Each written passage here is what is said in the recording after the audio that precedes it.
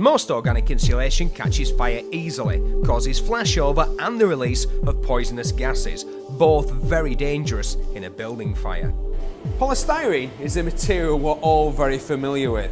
It's cheap to produce and it has excellent insulation properties. But just look what happens when I set fire to a piece of it.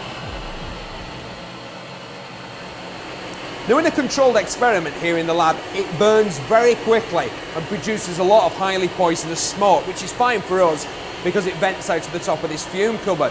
But in a fire in a building, you get flashover. The fire spreads rapidly from room to room, often beyond the control of firefighters. Now, this is polyurethane. It's actually a better insulator than polystyrene, and it doesn't burn as readily. But if we do subject it to a sustained heat, the consequences can be even more serious. Once polyurethane actually starts to burn, it burns with a fierce intensity and produces a huge amount of smoke, which actually contains incredibly poisonous cyanide gases. Now, this is PIR. It's a derivative of polyurethane with the intention of making it more fireproof, and it is. But let's see what happens when we put the flame to it.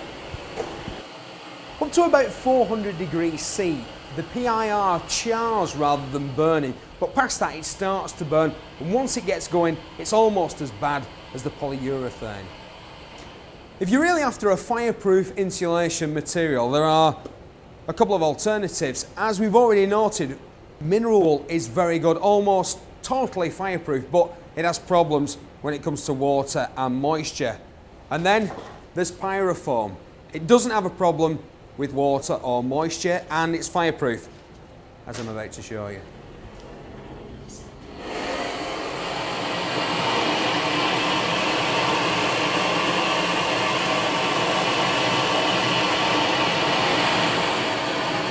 In fact, I'm so convinced of the fireproof qualities of Pyrofoam that I'm going to put my hand on one side of that 70mm thick piece of Pyrofoam, while Dave here applies a 1000-degree blowtorch to the other.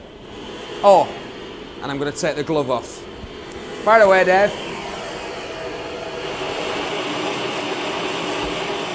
Well, I needed a bit of convincing to do this, but it's all really quite undramatic. After at least 2.5–3 minutes, there's only a slight tingle from that 1000-degree blowtorch that's only, well, less than 70mm from my hand now.